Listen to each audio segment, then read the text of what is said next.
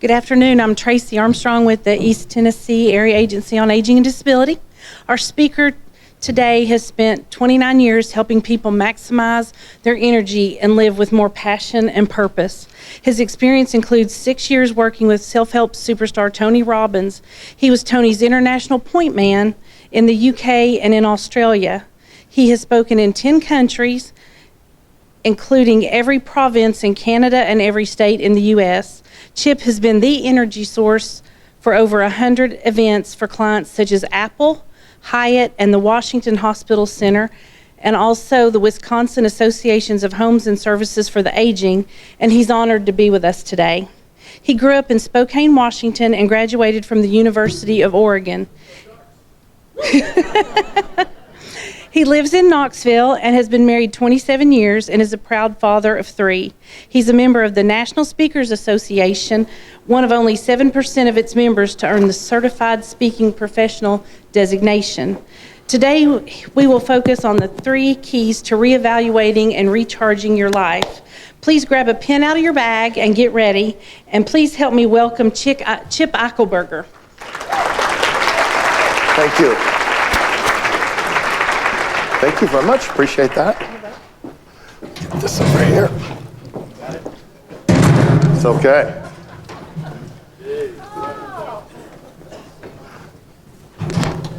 That's perfect.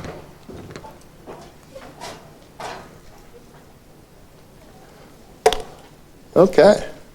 We're live. There we go. I want to start with one of my favorite pictures as a child. I don't know if you can pick me out of that. I'm in there somewhere. Does this look familiar? Any guesses? Any guesses? 64. Who said that? That's exactly right. Right in the middle right there. I'm 10 years old. I didn't even know this picture existed. Some of you have been through this. I lost my dad 6 years ago, lost my mom 4 years ago. And you go to the home and help out. And my dad used to take pictures and put them into slides. Did any of your parents do that? And I'd forgotten about these. I mean, there must have been 50 boxes up there, right? So I'm up there, and I see those boxes. So what do? You pull out the slide projector, pull out the screen, start going through. And I come across this picture. There's Coach Art Finkel on the outside right there. We did have a ringer at quarterback. Number 10 is a kid named Steve Pluer, All-American, University of Washington, played in the NFL for 9 years, primarily for the Cowboys. So when you're 10 years old playing football, you got the great quarterback, it makes a big difference. And so we had our finger up like this for one reason. Why is that? We won 8 teams in the league. We win the championship that year, and we went to the banquet. Any of you have kids, been to an awards banquet before? Long, long night, right? And so it's time for our reward. And I have it still. It says 1970, gold medal. I get that gold medal. I'm so proud of that gold medal. I got that gold medal. What shocked me, though, is what did they hand out to all the other kids that night? What did they get too? Same thing. Okay, this was 1970. What did the other children get, Chris? Nothing. They got absolutely nothing. They were losers. I hate to say it to y'all, 1970, right? You didn't get anything for coming in second. You got a kick in the butt. Is that right? Go back. You got to get better because everybody here is good at what you do. Is that correct? Yes. Oh, my God. Okay, I'm here live. Okay, I know this is unique for you guys. You've been used to looking at a video screen. I've been doing quite a bit of live stuff around the country. Tracy missed it. You said 100. I've done over 1,000 of these in the last 25 years. I went to my first concert, went to Foreigner. Was anybody else there the other night? First concert since COVID. This is the first time you guys have been live. How many of you are good at what you do? Okay.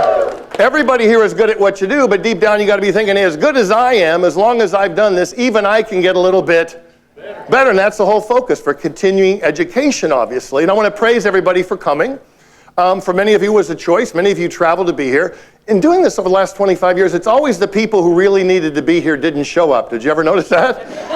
I don't know what that is. It's just so strange. They could have come, they signed up, and they didn't even show up. I've got 2 goals. This is fun to be live. I've been virtual in my home studio, so it's very fun to have smiling faces here. Number 1, I'd like to have fun. Who'd like to have some fun? To have some fun. My style's a little different. There's handouts right there. I've just found it's like if your kids go to school and they sit in a class like this and do nothing all day, how much are they going to get out of it, everybody? Not a lot. So I'm going to have you write some stuff down, so make sure you have your pen. And we're going to try to get as maximum out of this, because my second goal, I want to have fun. I want to engage you. I want to kick off your event, but I want to make a difference. My belief is I was led to be here today. It's not an accident. Tracy, if you don't know, is a great massage therapist, has worked on me for many, many years. If you need great massage therapy, go to Tracy. And there's a reason I'm here today. My brand is about getting switched on, as you saw. I lived on and off in Australia. My mates would say, "Oh, mate, you switched on today." Any of you know people who are switched on? I mean, you either brighten the room when you walk in or when you leave. Is that correct? I mean, there's just kind of a fine line. You know those people are switched on. Some people are switched on and some people are switched off. Here's how some people go through life. Put your hands like this if you would, everybody. Put your hands. Some of you are not looking at me. It's so bizarre to see the back of somebody's head not looking at me. Turn your head like this for me. Tilt your head for me. Everybody get a big sigh. Everybody go like this. Repeat after me. La, la, la. These are people with no passion and purpose. Is that true? Just kind of going through the la, la, la. How did I get here? What's going on? La, la, la. So I'm going to try to help with that. We're going to look at a couple formulas here. And the first one is, why do some people get switched off? Why do people get off track? Why do people fail? It's the subtlety of failure. You look at many different areas of your life. For example, financially, 26% of people think their best chance to build wealth for the future is by doing what? Any guesses? Not a movie. You can talk back. Any guesses? Saving. Who said the lottery? Exactly. 26% thinks playing the lottery is their best long-term hope to have any money when they retire.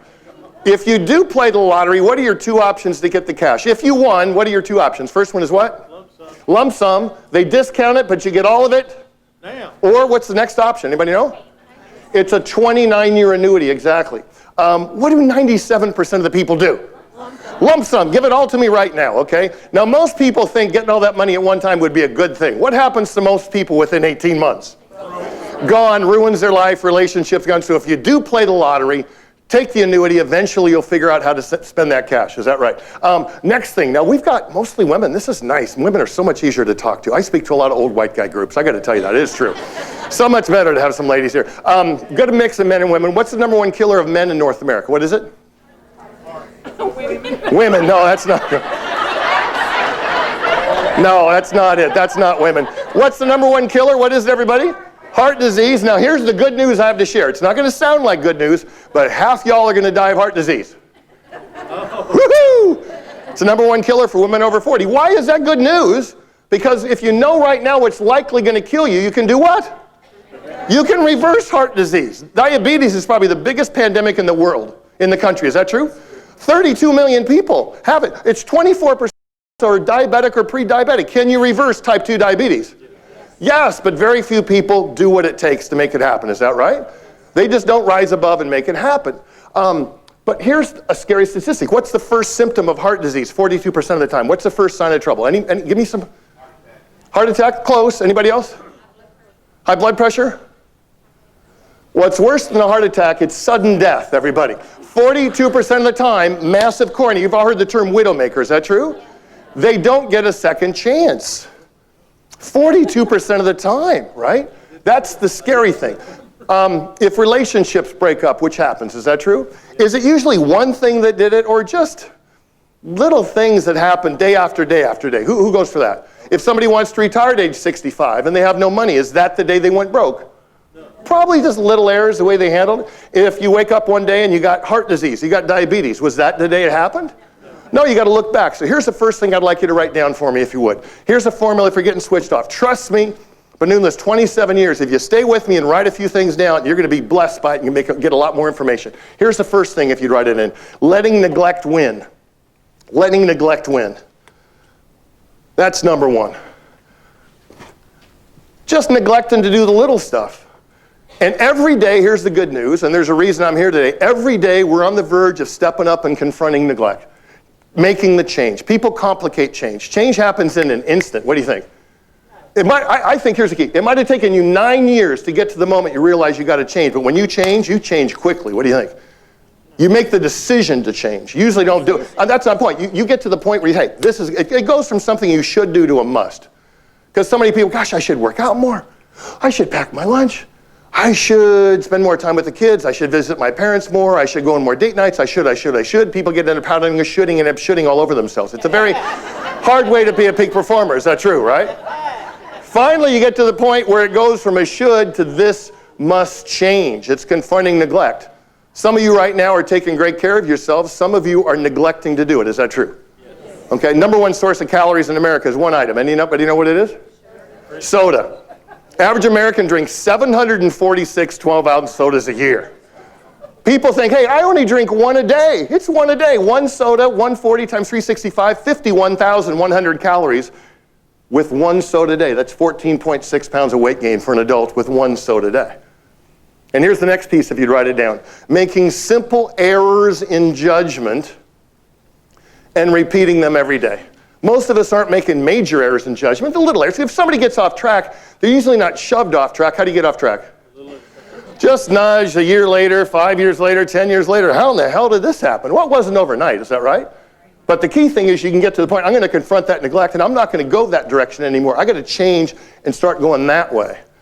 It could be in any area, because here's the thing. You guys are caregivers. I think about my parents. I think about my in-laws.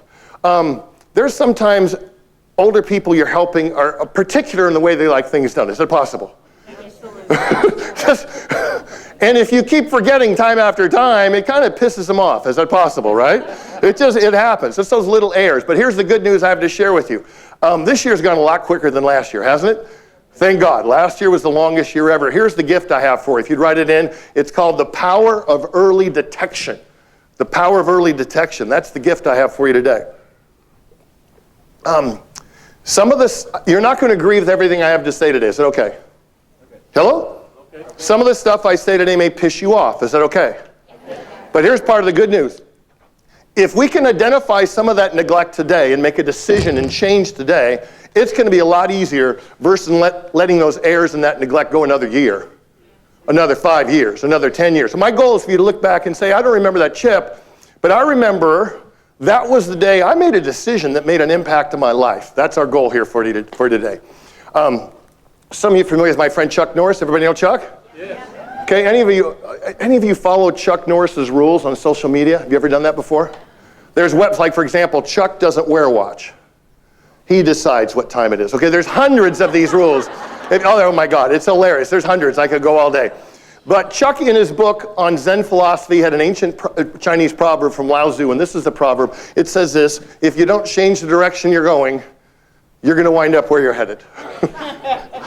I know that's deep, but here's the key. One of the reasons I'm here today, some people have been on autopilot the last 15 years. Is that possible? Yes. Haven't questioned anything. They're just, but that's our today, to change that. Is that right? Okay. I do a lot of interesting programs. I literally have been all over North America. And one of the most interesting was up in the prairie provinces of Canada. Anybody originally from Canada by chance? I'll save you some trip. Halifax, beautiful. Vancouver, beautiful. Calgary, Banff, fantastic. You never have to go to Manitoba or Saskatchewan. Anybody ever been to Kansas? Okay, imagine an Arctic Kansas. Don't want to go. But Dow AgroSciences hired me to do these 4 presentations in 5 days. We had this big bus. It's in February. And we're doing these programs. I had 300 growers or farmers every single morning. So I have 300 old white Canadian farmers looking at me like this, 8 o'clock every morning. Oh boy. Oh boy. And if you know anything about the farms up there, we're not talking about 200 or 300 acres. We're talking thousands. Most of these combines are GPS controlled. Did you know that? There's nobody driving them. They're GPS controlled. It's unbelievable. And I tried to ask them, and how am I going to get my message across to them? I asked them a question. I said, hey, in your operation, what's your number one asset? What is your number one asset? What are some of the answers I got? What do you think? Equipment, not a movie. Y'all can talk back. I'm live. Hey. Crops, sure. Anybody else? You know what I told them? You are your number one asset. The best long-term decision you're going to make in your life is to decide to take great care of yourself. What do you think? That is. I mean, my challenge with all this going through the COVID, I'll get my soapbox in a minute. Where was the push for people to get in shape? Where was the push for people to stop eating fast food, get out and walk 3 miles a day, take better care of yourself? That would have been a better outcome. Is that true? Probably. But it didn't happen. I mean, most of the medical system today, unfortunately, is to treating the consequences of bad lifestyle. Is that right? Yeah. It is. I mean, let's reverse that a little bit. So I did a study, and I did some research, and I tried to find the best research, and it came from Michigan State University. Go Sparty. And they studied lifestyle in America, and they came up with 4 factors for healthy lifestyle. I'm 60, going to be 61 shortly. Personally, I'm going for 100. Anybody else going for 100? Yeah. Who knows people in your life right now, 75 years old, passion, purpose, making it happen? Who knows people like that? Raise your hand. 80 years old. Who cares for people like this? 90 years old. 100 years old. Anybody got some? How many of you know people who are 54 and old and decrepit? That was weird. Some of you admitted it, which is kind of an interesting thing. A couple of you were pointing others out, so be careful about that. I'm not into that. But there are 4 factors for a healthy lifestyle. And let's see. The first one I think everybody knows. First one is don't smoke. If you are a smoker or you chew tobacco, you may want to Google that. Is that true? I think the verdict's in pretty clear. Is that right? Smoking will kill you prematurely. Filthy, disgusting, expensive habit. All the research about smoking, and somehow you go, I think it's still a good choice for me. Really? Really? Next one, of course, is very simple. Healthy weight range for your body. Healthy weight range for your body. Everybody's a little different, but a healthy weight range for your body. What did they find? What was the number 1 comorbidity factor for people who died of COVID? What was number 1? Obesity. Obesity. 64% of people had 6 comorbidity factors that died from COVID. Did you know that? 6. Next one, at least 5 fruits and vegetables a day. Now, National Cancer Institute came out and they said the key thing, especially for elderly people you're caring for, they've got to eat fresh fruits and vegetables. Is that right? Crucial, not less processed food. They said, National Cancer Institute, 9 servings a day. Is that possible? Now, let me give you a life hack. Go to my handout right here. Go to the pink handout. Go to the pink handout. I'm famous for this, been drinking this for 25 years. Get Switched On smoothie. You can get your servings of fruits and vegetables first thing every morning. It's low sugar, high fiber, builds your energy, builds your passion, make you regular as hell too. I mean, this stuff flies right through you. It really, really does. And you know what's amazing about this smoothie? It's so easy to make this smoothie. It's so easy to get the ingredients and drink it every morning. But you know the challenge? No, it's not at all. How expensive is it to get sick? Anybody? Very. I mean, I have a friend who's had 2 strokes. He said it was about $35,000 every stroke. Okay, you could substitute the suja juice. You could just do water if you want. But this is so easy to make. But the big problem is, everybody, it's so easy not to make it. It's so easy to look at. That could change my life. Wow. No. Test it for 30 days. Test it for 30 days. If you don't see great results, don't try it again. But here's the last one here, key thing. One of my points today, motion is medicine. What do you think? Yeah. The moving, quality of life, long-term, ability to move. 30 minutes of aerobic exercise. Aerobic means, of course, exercise with oxygen. Oxygenating your system. Healthier body is healthier cells. Is that correct? Healthier cells, the oxygen intake is crucial. So that's 30 minutes getting your heart rate up. Not walking like this. Getting your heart rate up. So here's the question. What percentage of people in the country lead a healthy lifestyle? What would you say? What's your guess? What number? 20, 15, 10, 5, 3. Whoa. You can look it up. Michigan State University. It's actually a little higher for women and even lower for men. What are the ramifications in our country for caring for the elderly if 97% of the people get to an age where they, quote, want to retire? What percentage of people need help if they're not in shape, everybody? Unbelievable. Think about the ramifications of dementia and Alzheimer's and heart disease and cancer. It's crazy. So here's my question for you, I guess. I'm going to have you try on my definition for getting switched on. See if it feels good to you, okay? And here it is right here. Formula for getting switched on. It says this, if you'd write it down. Take care of my number 1 asset, which is me. Take care of my number 1 asset, which is me. Think long term. And execute those daily success disciplines, right? Think long term, those little things you do day after day after day. We forget about. Motivation's great, but it's a discipline to get stuff done. Discipline to go out. Some of you, during COVID, when I had my whole calendar wiped out, everybody. I had my best year ever, 2019, then every contract I had for 2020, guess what? Boom, gone.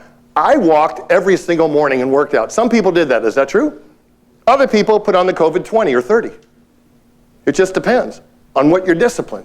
Jim Rohn, any of you know that name? I'll quote him today. Jim Rohn, with the R-O-H-N, said, we're all going to suffer one of 2 pains eventually. The pain of regret or the pain of discipline. Ultimately, regret weighs ounces, okay? Discipline weighs ounces and regret on you will weigh tons for not getting that stuff done. So my first question, ever take a deep breath? Oxygen good, deep breath? How well are you taking care of your number 1 asset? What's the impact of that in your life right now? And if you don't reverse that, what's the impact going to be in 5 years or 10 years? If you're a caregiver, who's the number 1 person you got to take care of? Yourself. It's stressful, is that right? It's not easy. It's not easy. It can be depressing. It can be difficult spiritually and emotionally. But if you're not taking care of yourself, that's the key. So everybody, I want you to think about something you want to get yourself to do right now. Something you'd like to put in, a new habit you'd like to create. How long does it take to create a habit? What have y'all heard? 21 days is the common thing. I've researched it exhaustively. There's no study around 21 days. It's a number they created and they repeat it and everybody what? Believes it, right? I think we're all different. Here's a belief I want to give you if you'd write it in. A streak starts with 1 if you'd write that down. Any new behavior, any new habit starts with the first time. I think it's the power of 1 in a row.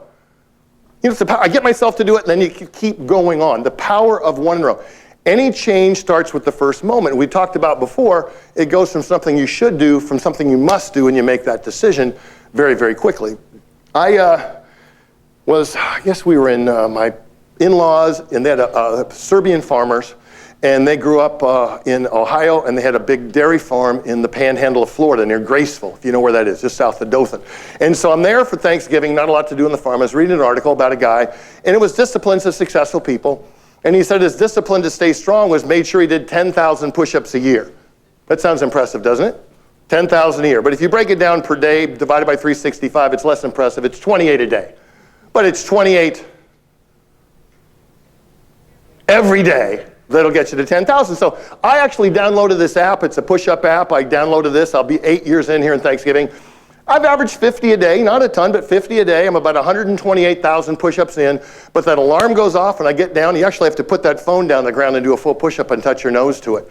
Here's my point. Some of you could get in better shape. Is that possible? Yes. We all do. We all are on our arms. How long does it take to do 28 push-ups? Some of you are in great shape right now, could knock out 28. Some of us might have to start with 28 sets of 1. Is that possible, right? 1. Okay. 2. But if you kept doing 28 sets of 1, you're going to eventually be able to do 14 sets of 2. Is that right? Exactly. You keep doing 14 sets of 2, you're going to wake up in about 2 weeks. I can do 7 sets of 4. Then you're going to get to 4 sets of 7. That's how growth goes. Is that true? But you first got to start. And here's my belief. One new discipline, one new thing you get yourself to do can impact every other discipline. Have you seen the Admiral McRaven speech? Commencement speech. He told the kids, University of Texas, what they teach in the military, first thing in the morning, you get up and you make your bed. You don't make it, you make it perfectly. That one thing leads to the next right action, next right action, next right action. That's what I'm talking about. Jerry Seinfeld, everybody's pretty familiar with him, billionaire now. Anybody seen comedians in cars getting coffee on it? It's a very funny show. But this is what he said, how he became a great comedian. He said, the way to become a better comic is to create better jokes. The way to create better jokes is to write them. And so he had a system. Anybody ever done this? You want to do something, you get a calendar and a red marker, and you start, okay, I did it the first day, what do you do? He did that month after month, year after year, year after year, doing that over and over and over, and he created that discipline. But here's the next fill in the blank I want to give you. This was worth coming today. I love this as my favorite fill in the blank. Skipping one day makes it easier to skip the next one. Isn't that good? Skipping one day makes it easier to skip the next one. Here's your next one right there. It says, don't kill the streak. Don't kill your streak. I've been in San Francisco quite a bit. Anybody been to San Francisco? Used to be a phenomenal city. I wouldn't go now for anything unless they pay me, which occasionally they do. And there's a tower there, San Francisco's sinking Millennium Tower. You ever heard about this?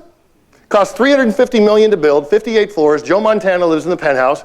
But over the years, it sunk 18 inches. Imagine that. 56 stories, sinking and tilting. Houston, we have a problem. Is that correct?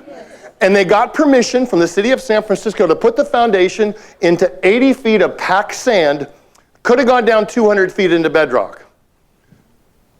So I looked at this, was just the other day, if you look at the date, October 7th. They're trying to fix it now, but it's causing it additional sinking. It cost $350 to build, and they're in their $300 million fix to fix it. Here's what we're going to do. If you'd write it down for me, it says this, and you're filling the blank right there. There's a little box. It says, what is really important? If you guys don't have a handout, get a blank piece of paper and do this with me. What is really important? Here's my point. You better have what's really important in your life down into bedrock. What do you think? Can't have your purpose into sand. What's going to happen to your house? It's going to wash away. And there's a great quote there from Master Jim Rohn, said this: do not major in minor things.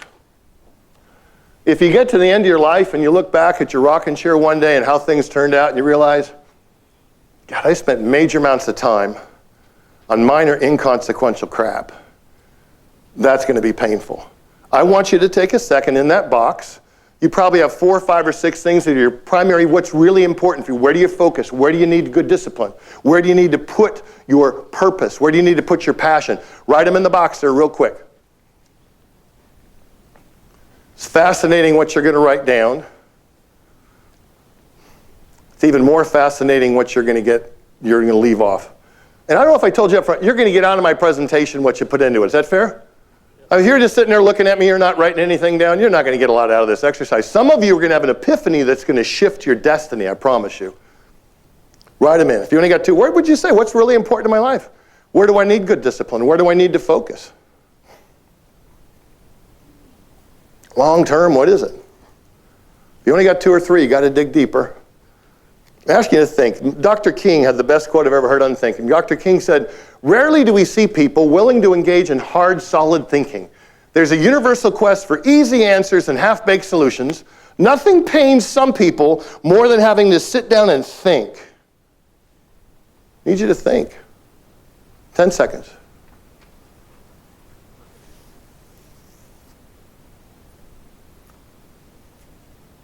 Okay, let's take a second here. I want you to stand up for me. Stand up, little energy, stand up. I want you to share with somebody. Talk about what you wrote down. Share with somebody really quick. Stand up, go, go, go, go. Little energy, come on.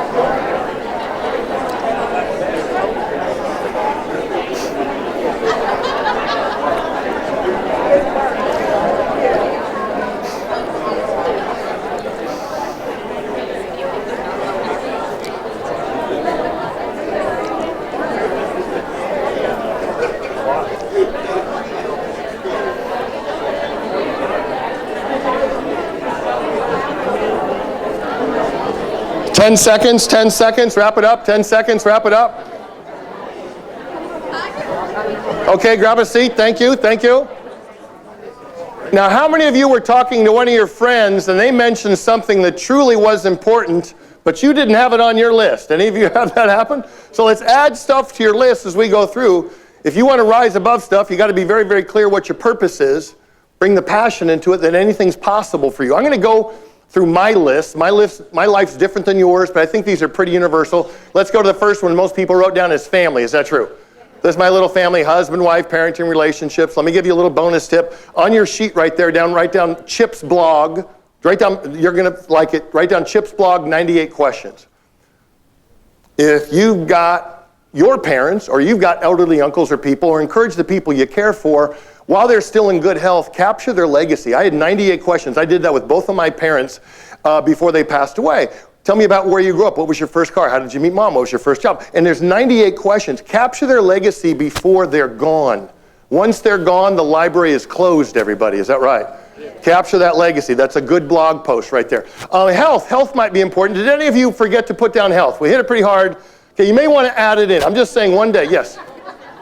If you go to my website, which is theGetSwitchedOn.com, and just go to the search bar, 98 questions, that blog post will come up. Health is pretty important, but obviously health goes with fitness. Is that true? I mean, if you didn't have fitness down, you're probably not getting any. Is that right? Some of you took that the wrong way. That's probably true, too. No sex also, but I just meant if you didn't put down fitness, you're probably not getting any exercise, is what I meant by that. Okay. Personal growth, personal development. What are you reading? What do you listen to? We'll talk about that. You know, Paul Bunyan, greatest lumberjack of all time. He still had to take time to do what?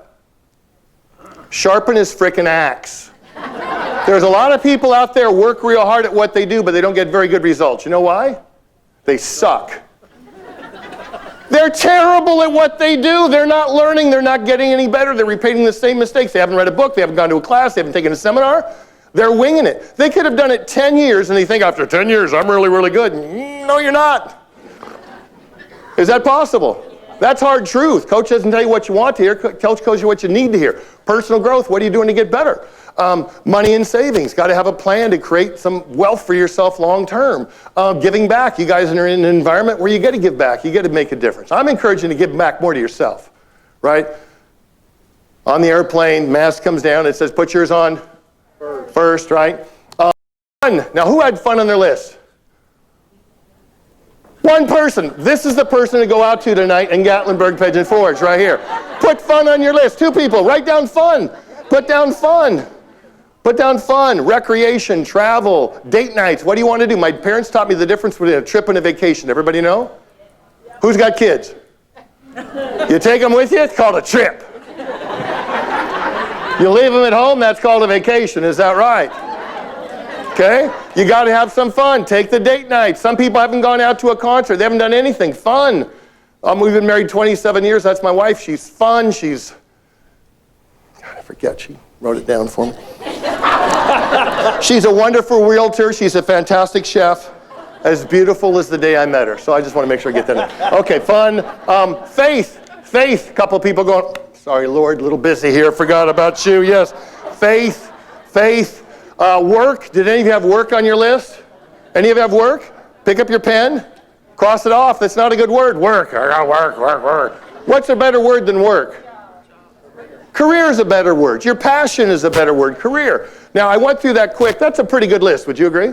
And here's what I'm saying. The formula for getting switched on is a few simple disciplines, and how many of those areas? All of them. But it's only a few that you repeat over and over and over. Imagine you go through the rest of your life, you forgot to have any fun and save any money and work out at all. Because here's the key. If you're not taking great care of yourself right now, that's only going to go so long without consequences, correct? You're going to feel a little off. You're going to go to the doctor. Doctor's going to do a blood test, come back and say, you know what, I'm sorry. You've got X. Now, you got major time, major effort, reversing something you could have avoided and prevented. That's not a good thread. So I'm going to go through this presentation. We've got 3 keys. We're going to go rapid. How are we doing so far, everybody? Better than you thought. It was so funny. I'll never forget. I was up in Saskatchewan. This old farmer came up to me in the presentation, says, you know what? That was nowhere near as bad as I thought it was going to be. I'm like, okay. That's a win. For some people, that's high praise. Is that true? Yeah. That's as good as they get. Anybody know that guy right there? Anybody originally from upstate New York? How much is named after George Eastman? It's like one of the great philanthropists of all time. That's the little Brownie camera. Came out in 1907 for $1. First time. That was the first consumer products revolution. We could make pictures now, as big as that box, 2¼ inches. And this article is called, you're always going to remember this story. Your work is never done. Anybody else feel that way? Your work is never done. He says he's an inspiration to all business builders who fantasize all those lonely hours working will someday pay off, and they'll be able to slow down. They'll be able to retire and really be able to have fun and enjoy your life. Here's the key. If you haven't figured out how to have fun and enjoy your life right now, don't think you're going to figure it out when you get retired. It's not going to happen. But the article says, strangely, I'm not making this up, strangely, immediately upon retiring from the company Eastman founded, Eastman committed suicide. The brief note he left spoke volumes. This was a deep internet search. This was the actual note in parchment he left on his desk. To my friends, my work is done. Why wait? GE. That's brief. Would you give me that? His entire identity was wrapped into what? Once that was gone, what do you have left? How many of you see that with people you care for? Constantly talking about the past. I think a lot of people live in the past, right? They're not thinking about what's next for me. So as I go through the presentation, I want you to think about that. What's really important right now? Where's the neglect? Where do you need to step up, make a new decision? This is a good analogy. U2, any U2 fans out there? The rest of you are here of U2. Little Irish band, Bono, The Edge, Larry and Adam. Okay, #1 tour of all time. Actually, a little guy named Ed Sheeran. Any Ed Sheeran fans? Okay, let me give you a movie recommendation. Who's seen the movie Yesterday? Write it down. Write it down. Trust me. Yesterday, nobody in the world remembers the Beatles songs except this one guy. Who's seen the movie? Who would recommend it? I've seen it 5 times. Every time it's better. Here's a bonus tip. Go to Google, YouTube, search deleted scenes if you've never seen it. There's a deleted scene that should have been in the movie. But anyway, Ed Sheeran has the #1 tour right now. This song right here.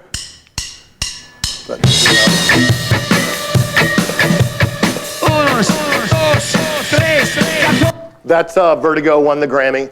And this is kind of the way I kind of frame my presentation. It talks about they were in the studio for months. That song, which won the Grammy off an album that won the Grammy, was massaged, hammered, tweaked, and lubed, sailed through multiple remixes. Everybody listened to the playback when they thought it was done and say, hey, that's very good.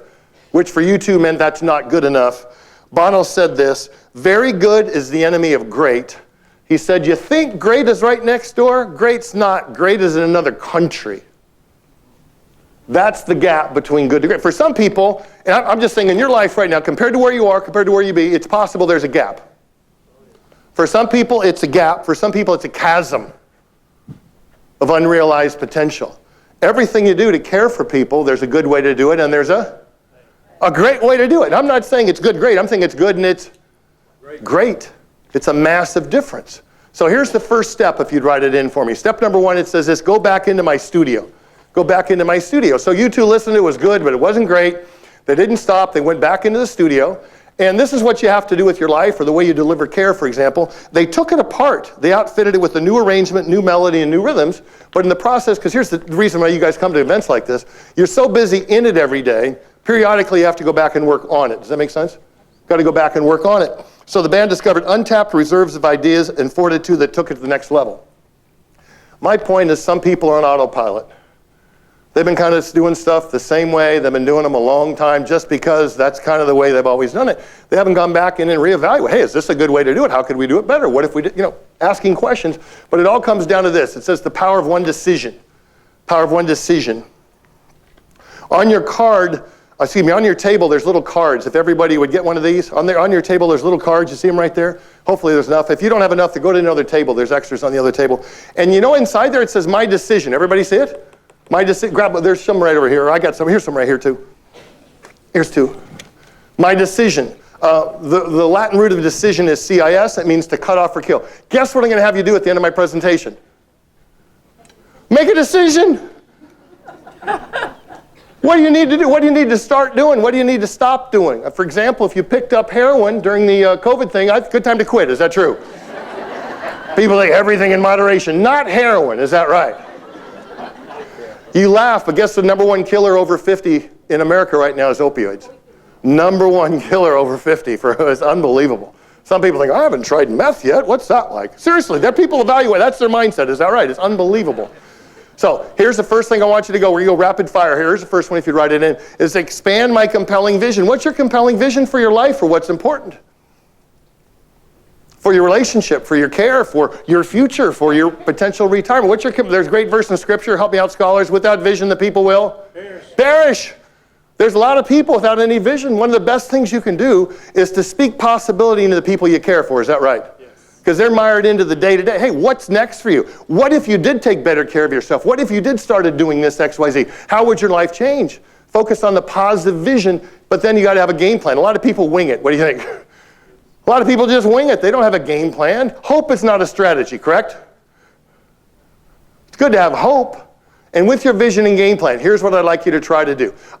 You see at the bottom of this right here, sometime if you just pull up and you text to that number, 66866, text the word CHIP, it'll ask for your email address and you'll get on my list. And it'll take you to a link in my website that'll lead you to this little exercise. Because with your vision and game plan, first thing you got to do, there's your fill in the blank, write it down. When's the last time you wrote down what you want to accomplish? Where do you want to go? What you want your health to be? How many date nights you're going to take? Where you're going to go on travel? Right? Writing it down. And if people do write it down, what day of the year do they normally write it down? What would you say? January 1st. When do they look at it again? A year. Here's the secret if you write it in. Display it. Here's the secret. Display it where you can see it. My strategy is, if you text my name to that number and put in your email address. I'll walk you through a video, and I'll give you the handout. I've been doing this for 25 years. I actually go through, and here's what's important in my life per area for faith, family, fun, health, the standards I want to keep, the habits I want to have, why I want to achieve this, and who do I need to be to live it every day. And I laminate it and I put it in my shower. So every day, you're better than a drawer. Would you give me that? Here's my, tested for a year. If it doesn't work, never do it again. But get some real clarity. It's amazing looking at that day after day after day. It reminds you, and here's the last piece. It says track it. If you track it, something's much more likely to happen. Is that right? You've all done that. The power of the streak. I had a chance to speak. I was in Vegas with Michael Phelps, most decorated Olympian, right? And it talks about what was his strategy. And here's his actual goal sheet when he was 12. He said, I would like to make the Olympics. I want to make juniors in at least one event. Then he had for the 100 fly, breast, 500 free, how he was going to lower his times by Christmas. Then the key thing there, it says, how is he going to do it? He says, I will accomplish these goals by concentrating hard and working hard, and here's the key, coming to every practice. A lot of days he didn't feel like swimming. If you swim, you don't swim once a day, you swim twice a day, right? Coming to every practice. Getting clear on where you want to go, passion, purpose, and getting a little bit of a structure around it where you can keep score. Personal growth in one sentence. What's it say there? It says, I hold myself accountable. Yeah, responsible is very close. Everybody knows that one, but here's the one they miss. So I can what my results? M word. Measure my results. Now think about the power. Is it possible some people stop measuring themselves? Yes. I just got this scale. It's an Arrow scale, and it's unbelievable. It's like $50. My buddy had one, and you step on it, it gives you your weight, body fat percentage, water content. It gives you like 16 different things. It's unbelievable. There's some health numbers you should track. Is that true? You should know your cholesterol level, you should know your blood pressure, you should know your weight, you should know your waist size. Some people stop tracking and measuring, and they go, well, it's okay. But here's the question, compared to what? Compared to what? Let me give you a tool if you choose to implement it. I've been doing this for 27 years. I've helped thousands and thousands of people with it. It'll make the biggest difference between your health right now and when you're 80. Anybody want a little tool? It's so easy to do, but it's so easy not to do. Here's your little fill in the blank there. It says, where do I keep score? Let me give you a place to keep score. We got to do it real quick. I'm going to skip this. This is Al Order. He never won the trials, won 4 Olympic gold medals, had his personal best throw when he was 43. In his 60s, he's still throwing world class. And if you look at the winning throw in Rio in 16, he was better 35 years before. Guy was pretty good, right? And the article I read about him, they said, hey, what's your most often asked question about your Olympic experience? He said, people ask me, how'd you maintain your drive over 16 years to be the best in the world? This is what he said. When I competed in the games, I had a calendar on the wall 1,460 days. Why 1,460? 4 times 365. So imagine 1,460 boxes. First day he worked out, what did he do? Checked it off. Then what did he do? 1,460 days in a row. Throw, win the gold medal. Then what did he do? Start over, do it again. And I'm not saying you have to work out 1,460 days in a row, but I'm saying you should know how many days you're going to work out every month. Is that true? And you should find a way to write it down, display it, and track it. Let me give you the tool. Go to page number 2 on your handouts right there, the white sheet right there. It says, I must, notice it doesn't say I should, work out. I'm saying work out at least 30 minutes. Get your heart rate up. If you don't have an Apple Watch or a Fitbit or something to measure your heart rate, you should get one. So here's what I want you to do. I want you to think long-term for yourself to take better care of your number one asset. What is the minimum number of days per month you should get out and get your heart rate up at least 30 minutes? What's the minimum number? Fill it in for me. Bonus tip needs to be double digits. 4, I'm really going to kick it in. Make a decision. This is the minimum number. You can go above this, but you will not go what? You will not go below it. Put your minimum number in. And then I want you to take this page out. You can undo the little staple in the back if you want. I want it out of there. Get it separate. The most important part of my presentation is the next thing. What goes underneath your number? It's more than your signature. What is it? It's your commitment. It's your promise. It's your oath to who? Yourself. So I want you to have this separate because this goes on the mirror in your bathroom. Goes on the mirror in your bathroom. There's 31 little boxes. So right here, fantastic number and your date. And then you put in like here, let's say we're almost at the end of October. It doesn't make any difference. October, November, December, everybody got it? There's 31 little boxes there. You work out that day. What do? Fill in. How's it feel to fill in that box? Feels good, feels good. Then it gets to the end of the month. It says goal and it says actual. What do you have to do at the end of the month? Add them up. Did you hit it or not? Now, how many of you think if you did this the next 20 years, it would make a difference? What do you think? I guarantee I've saved every one of these in my journals. Master Rowan said if life was worth living, life was worth recording. I've been keeping these journals. Now, here's the key. If you go home tonight, you take this separate, and you tape that up on the mirror in your bathroom tomorrow, whenever you go home, and you tape it up and start tracking, and you signed it here, it says a lot about who you are. Is that right? If you fill this out here and you know you need to do it, and you look at it and go, God, that could change my life. I might be alive for my great-grandkids. Nah. If you sign it here and then throw it away, it says a lot about you. Here's the last fill in the blank. There's one from 1995 filled out. That's what it looks like. 1995, that's what it looks like. Here's your last fill. Oh, this is a new study, and this is crucial for caring for seniors in Tennessee. It's never too late to work out. Is that right?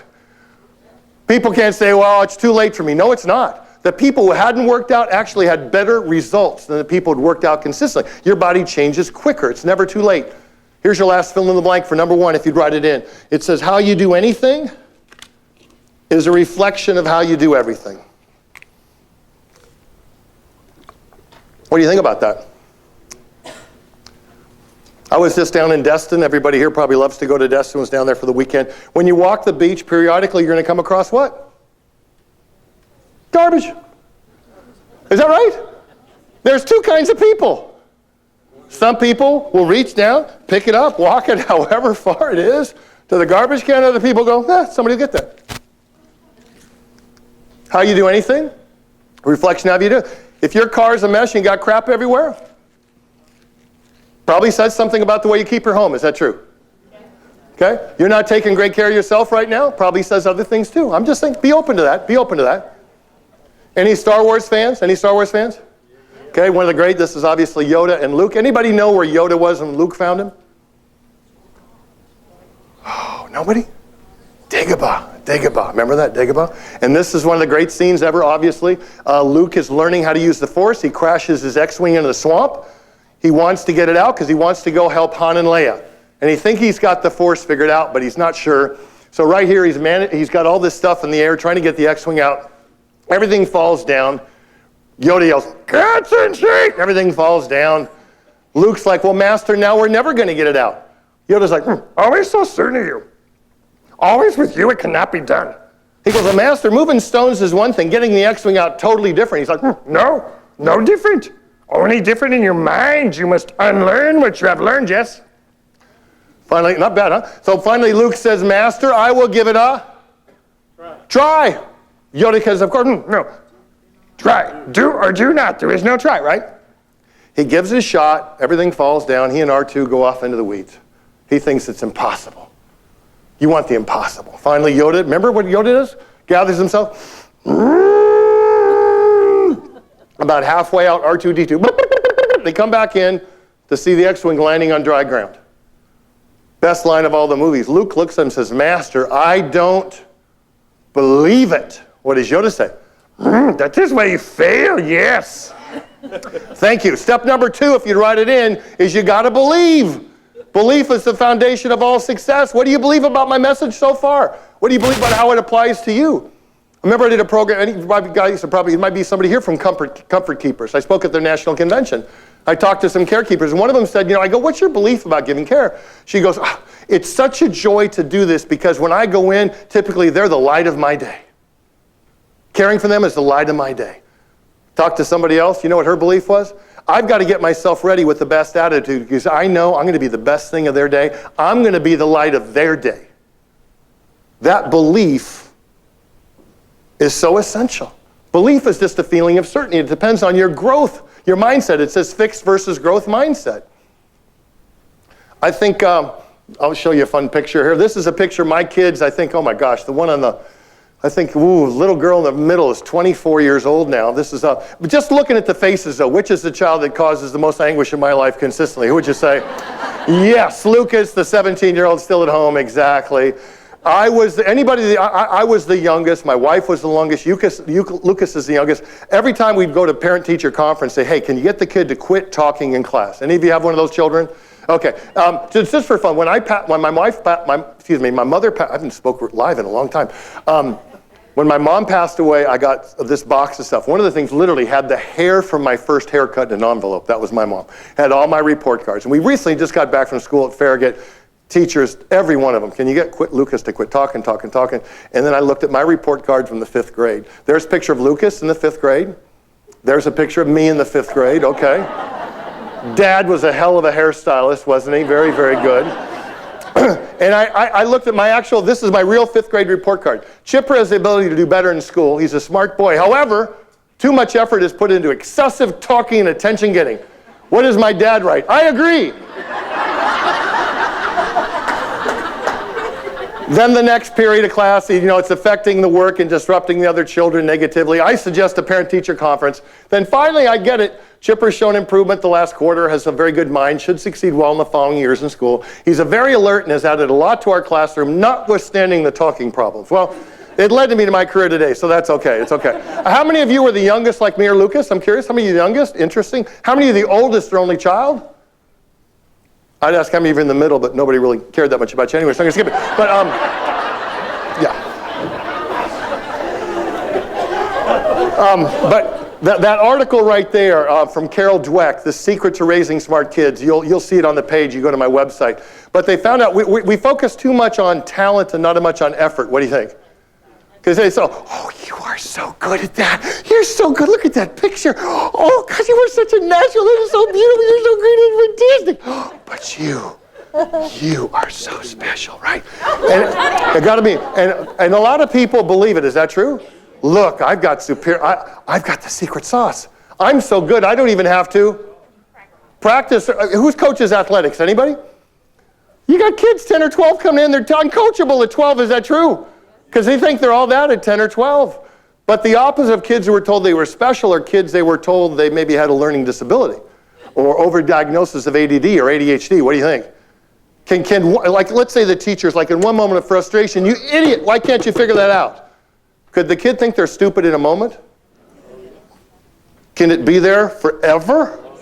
So like the best, you read that article of Carol Dweck, the best line is, teacher standing in front of the class says, your brain's a learning machine. You're learning every day. Your brain's rewiring every day. It's okay to make mistakes. That's how you're learning. And one of the kids goes, does that mean I don't have to be dumb anymore?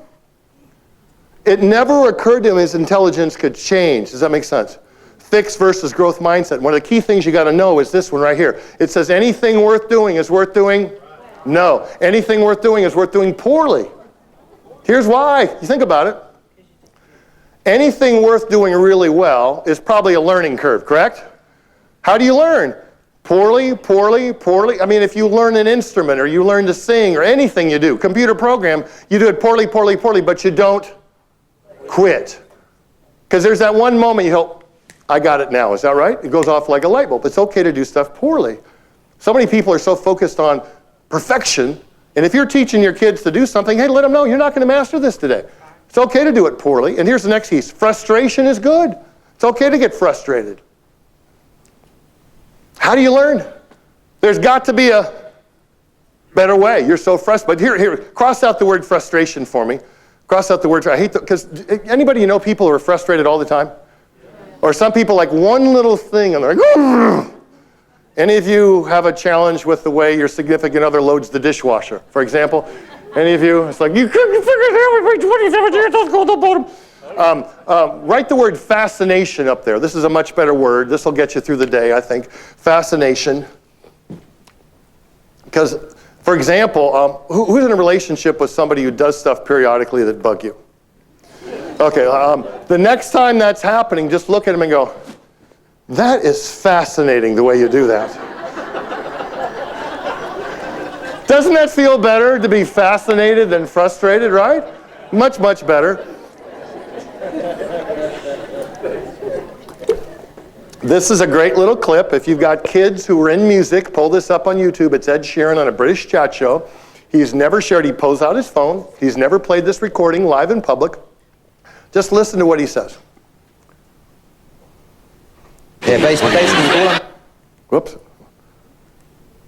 I got to go back to one. Yeah, basically all I'm saying is when people say artists are born with talent, you're not. You're not born. To really learn and really practice. This is me playing guitar and singing. I'm going to put it into my mic like this. It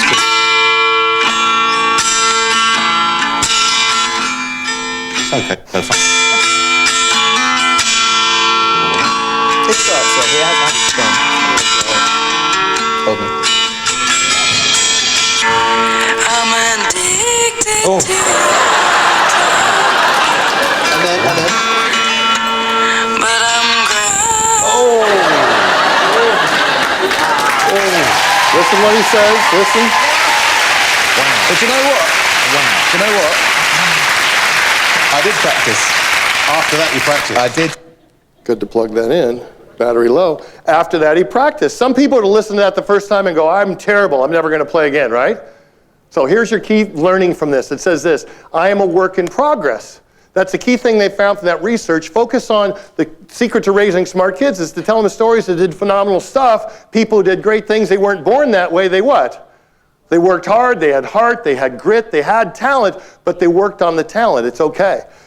Challenge is right now, some people aren't willing to work. This is a guy named Matt Every. Golf is my passion. I got to throw in one little story, but he shot a 62 in the opening round of this tournament, and they asked him, and he said, you know what, my good stuff right now is so much better than my good stuff 2 years ago. 2 years ago, he thought his good stuff was what? Really good, but now after 2 years of diligent work and practice and videotaping his swing and mental blah, blah, blah, blah, he's so much better. So here's my question for you. I don't know how long you've done what you do, but how much better is your good stuff today than it was 2 years ago? Or 3 years ago? It's a good question. With kids right now, it's a danger. It's so funny. Who has kids in college, any of you? It's like my son, oh, Dad, it's so much harder today. I'm like, what? You type into a computer anything you want to know, boom, the answer's right there. You don't have to IBM Selectric your papers. I mean, come on. What percentage of kids after high school will never read one nonfiction book? What would you say? 33% of kids will never read another book. Some people stop learning. Is that true? I'm saying after formal education's done, that's when real education should get done. So let me give you a little life hack right here. I call it, if you write it in, it says live the 4% solution. Live the 4% solution. There's 168 hours in a day. I think 4% of one day is 1 hour. So the life hack is this: how can you invest 1 hour a day in your number one asset, which is yourself? So part of it is what are you going to read? And there's a list here. People always say, hey, Chip, can you recommend a book, a podcast, whatever? There's a list right there of some of the best stuff if you're looking for anything from relationships to health to whatever. But it's taken that hour a day. It takes maybe about 6 minutes to make that smoothie. When you're working out in the morning, can you listen to something positive? When you're taking your walk, you can. Some of you have a habit. For example, number one thing, some people, the last thing they touch at night is their frickin' phone. Is that right? Get the phone out of your bedroom. Put it away, read something powerful, write some things in a gratitude journal, just those little habits. But how are you investing in yourself? People say we're all busy, but you got 7 hours out of 168. I don't care how busy you are. Because ultimately, here's the question. It says this: what am I committed to becoming? That's the fill in the blank right there for you. What am I committed to becoming beyond where you are right now? Because I think we can all have more because we can become more. But then there's two questions. It says this. It says, number one, what am I willing to do? What are you willing to do that you're not doing right now? And I'm a big anti-baby step guy. Has anybody seen the documentary from Joe Cross, Fat, Sick, and Nearly Dead? Any of you seen that? Phenomenal documentary. The guy's 100 pounds overweight, does a juice fast for 60 days, loses 90 pounds in 60 days, keeps it off forever. If that was possible, it'd probably be a lot better than taking 5 years to do it. Is that right? So it says, what are you willing to do? Joe Cross, Fat, Sick, and Nearly Dead. If you haven't seen it, it's phenomenal. The power of juicing nutrients. Really, really good. Had a horrible skin disease, was taking 7 different drugs. In 60 days, he was off of every drug and cured himself. And the next piece there is, what am I willing to stop? What are you willing to stop doing? What do you need to give up?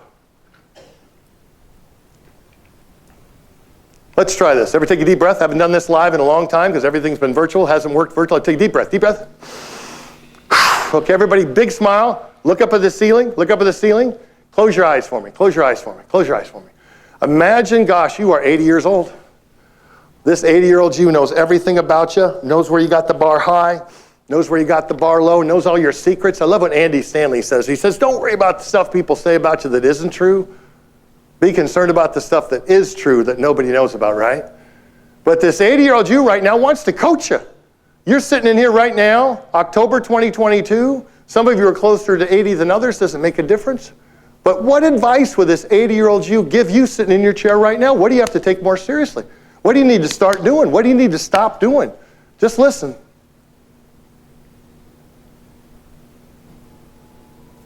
Just do that. Just do that. You might have gotten some good coaching right there. Just do that. I'll never forget, I was speaking in Jackson. Anybody in their 20s?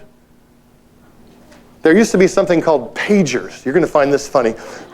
They wore these little things there. You didn't have a phone, but you had a little phone, and there'd be a number there, and you'd have to run and go find a phone, and you would call. And I was speaking to this pager. Remember SkyTel pagers? I was speaking to them, and this girl, she was from Jackson, Mississippi. She came up to me and said, her name was Georgia Ann. She said, my grandmother used to talk about reaching 80. I said, what did she used to say?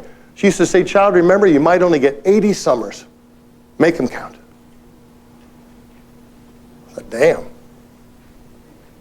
Puts it in perspective, doesn't it? 80 summers. How many you got left? That's why I'm going for 120 bonus summers. Some people, the way they run their life, programmable thermostat. They understand the way good things are going. They can keep the good things going, bad things going. Some people have something happen Monday morning, 8 o'clock. I can't believe that happened. I just know it's going to be a bad week. I was hoping for morning or day, but that's okay. Isn't that some people do that? One bad moment, whole week shot to hell.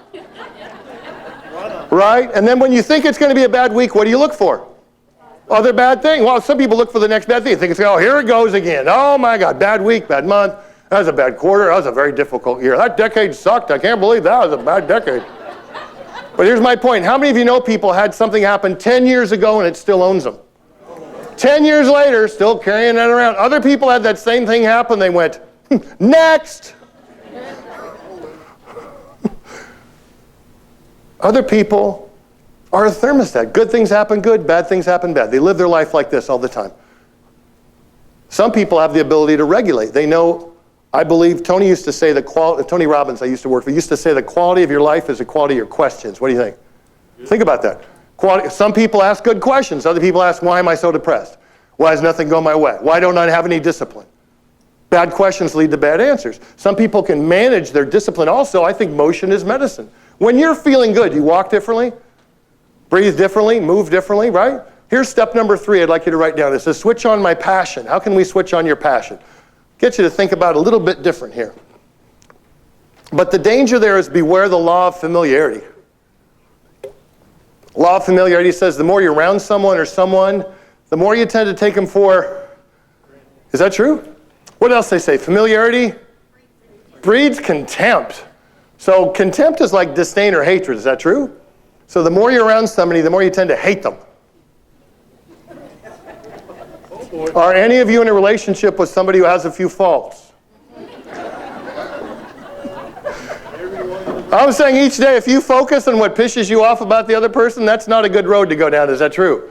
If you focus on what do I love about this person, I can let the little stuff go. If you constantly focus on the negative, right? You got to be careful what's gotten too familiar. That's part of my challenge here to get you to go back in the studio, reevaluate what's gotten so familiar. With some people, I call it the curse of competence. They're competent, but there's a big difference between competent and great. Is that right? This is a picture of my son Davis. I think he was 5 years old. One of my friends, his books are on that book list. His name is Marshall Goldsmith. I started speaking before I had children. And he had 2 kids. I think they were about 9 and 11. And he said, Chip, let me tell you a story one day. You might need this. And he went to his daughter one day because he had a couple best-selling books. He was traveling and speaking all the time. And his daughter, after his dad relationship, he could tell something was a little off. And he says, honey, I'm curious, what can I do to be a better daddy? Great question, right? He says, well, Dad, I know you're working a lot, you're traveling a lot. I don't mind that so much. What I really mind now is the way you act when you're at home. Boy, you're on the phone a lot, you're in your office a lot, and you're not spending much time with. That was a brick upside the head. He said, well, Daddy's going to do better. And he actually wrote down a goal, how much time he was going to play with his kids. He displayed it and tracked it. You go to my website, there's a kid scorecard that works really well if you're a grandparent or a parent. And he got better. First year, he got 91 days in with his kids. Next year, he got 110. Next year, he got 130. Next year, he got 135 days in with his kids. Now both teenagers, and he had that chart, and he said, look, Daddy did 135 last year. Daddy's going for 150. Teenage son said, Dad, could you bring it down to 50? I had places to go, people to see. Obviously, as teenagers, things change. Is that true? But the power of that question right there, and here's what it says. It says, ask other leaders, caregivers, teammates, adults we serve, spouse, children, family, friends, what can I do to be a better, let's say, any guys, have you been married a long time? Okay. Oh, your lovely bride's name?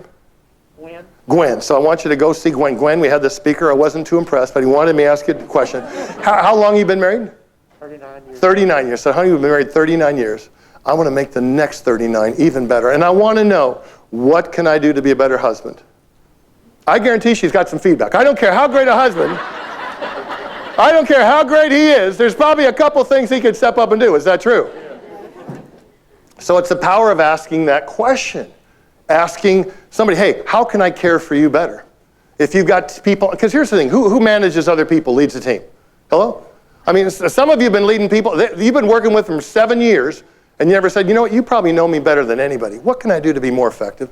How can I manage you better? Good question. After you ask a question like that, what do you have to do? Shut up! Is that true? Because what's your tendency? They say one thing, what are you going to try to do? What? Ask your spouse. I think we need to go on more date nights. I think we do that enough. What else you got? No, you got to shut up, right? This is a true text. I was actually, they just hired me to speak to him again 3 years ago in Denver. This gentleman was from Nigeria, I believe. And in the middle of my presentation, he's texting his wife. So this is the actual text. Good morning, my queen. You are beautiful and I love you. Janice Teo Coelho. I'm complete with you. God sent you to be my star, my sun, my moon, and my ocean. Thank you for being part of my life, my wife, and the mother of our children, Jalen Eddie and Rosa Hope Chiasa. Bella. Who is this and what did you do with my husband? Oh, it's the same person, just taking the invitation to be a better husband, father of your children, and friend, taking the leap.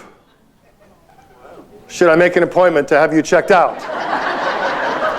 Oh, we're at a sales meeting. We have Chip Eichelberger, speaker, mentor, worked with Tony Robbins. Speech made me think of you and how great a husband I can be for you. Ah, a motivational speaker. Okay, I'll believe it when I see it. Actions speak louder than words. First test, can you please clean the kitchen? But he better clean it correctly, is that right? And load the dishwasher correctly. But okay, this is my one little thing, everybody. Guys are like puppy dogs, they want to be praised. So here's the danger. Be careful how you follow up after they clean the kitchen. Don't walk in and go, what, you didn't see this? Sometimes you have to let it go and focus on they cleaned it to the best of their ability. Uh-oh, well, I don't know what happened there. I don't know. Oh, you know what could have happened? I don't need it. Oh, there was a power strip I plugged into that was not on. That's okay. It wasn't switched on. I don't need it. I can do it myself. I can do it myself. So I guess the key thing on your handout there, it says at showtime, you got to be show ready. That's like, for example, an actor or a presenter like me, you just don't walk up on stage. Is that true? Right. I mean, anybody seen the Stones? I was so bummed I had the Stones pre-COVID that was back in 2020. They were going to be at the big stadium there in Nashville, and they had to cancel it. And I did a program for this company in Indianapolis, and they had the Stones there. And I always heard this story. They take their dressing rooms on the road. And Mick Jagger is 74 and brings it every night at 74, right? And they said the one thing he had to have in his dressing room was a 40-yard stretch. Why did he have a 40-yard stretch in his dressing room? Before he takes the stage, what's he doing?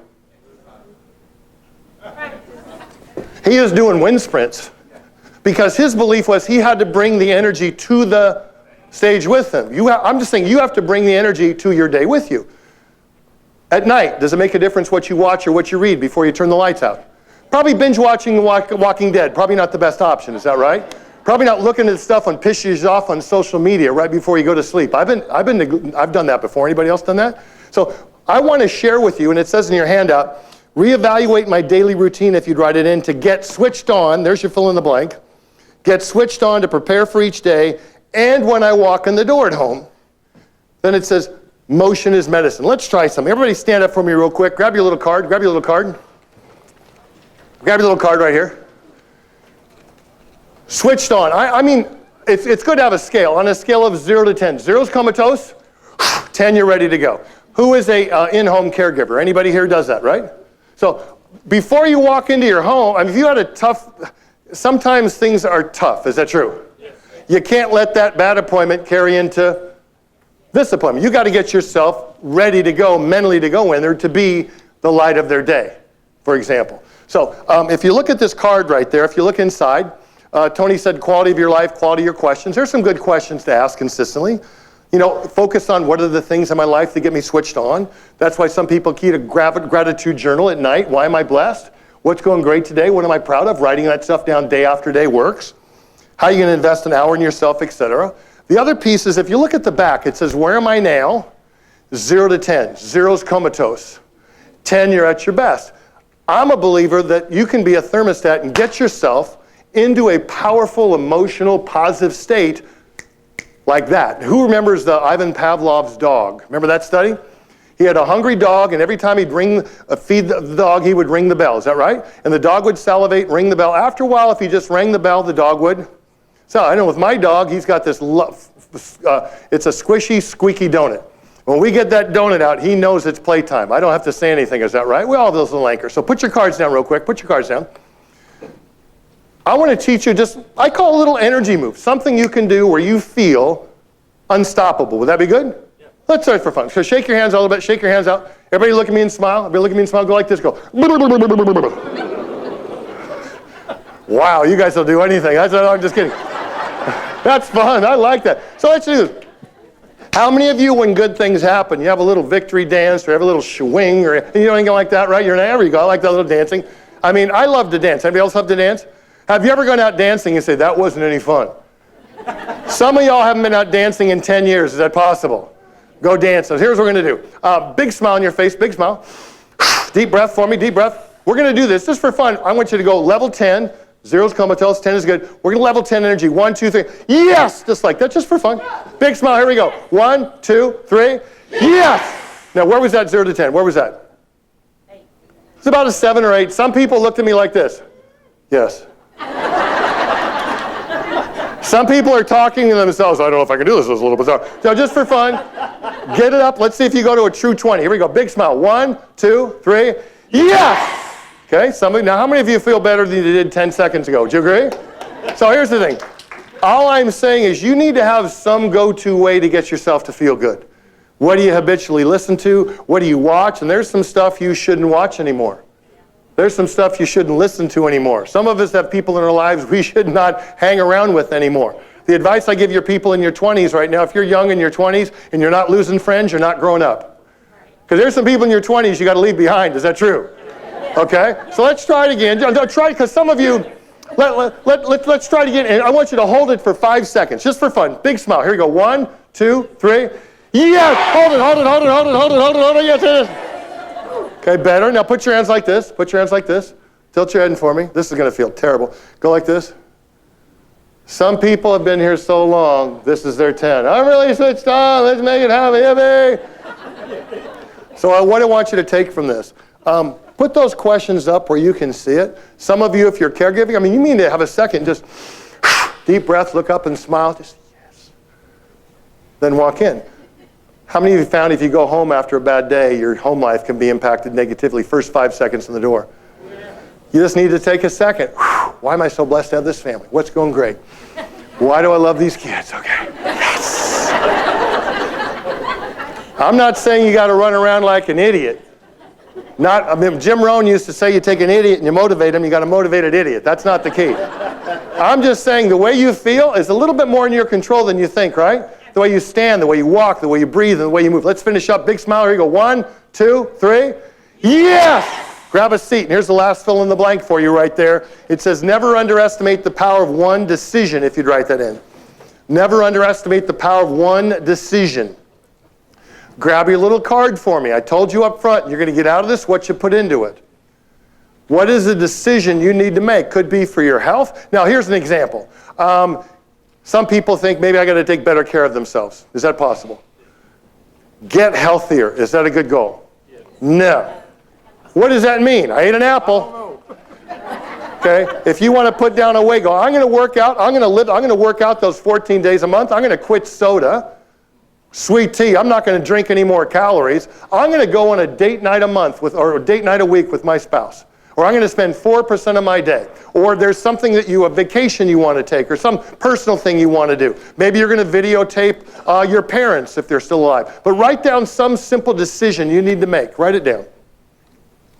What's something you want to start doing, something you want to commit to that would make a big difference? What did you tell yourself when you were 80 when we did that closed eye? That might be it. And now write down why. Write down why. Write down why. Now pull out your phone and open your calendar for me. Pull out your phone and open your calendar. Go 1 week from today. I don't know, November 2nd, 3rd, I don't know. 1 week from today, put in a little reminder of the decision you just wrote on that card. Young people, help the old people here. So you're going to put down a little reminder of your decision 1 week from today, and then under options, click repeat weekly. You're going to get a little reminder every single week to live this decision through time.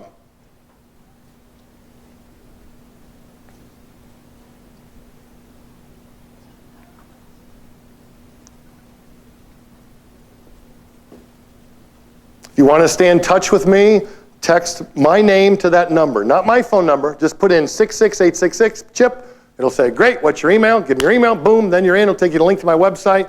I do something every 2 weeks at least. Every week I'll send something out to you. I had 2 goals. Number 1, I said I wanted to have fun. Did you guys have some fun? Yes. Oh, that was rousing. Thank you so much. I appreciate that. That was unbelievable. Did you have some fun? Yeah. You're still typing. You're still typing. I get it. I surprised you, okay? And again, there's a difference between presentation and persuaded. Did you find the handout valuable? Would you agree? Yeah. Okay, good. So here's the whole thing. It's in the moments when you make decisions like that you choose your destiny. I hope you made a great decision. I hope you made something worthy of you. If you go to my website, it'll give you that video of how to do that plan. Try it for a year. Put it up and look at it every single day. Try that smoothie for at least a month and see what happens. Put that workout schedule up. Keep that the rest of your life. I guarantee your 80-year-old you will be very, very happy you did. Thank you very much for the gift of your afternoon, everybody. I appreciate it very much. Thank you. Thank you very much. I need one of these. 1, 2, 3. Yes! Fantastic. Beautiful.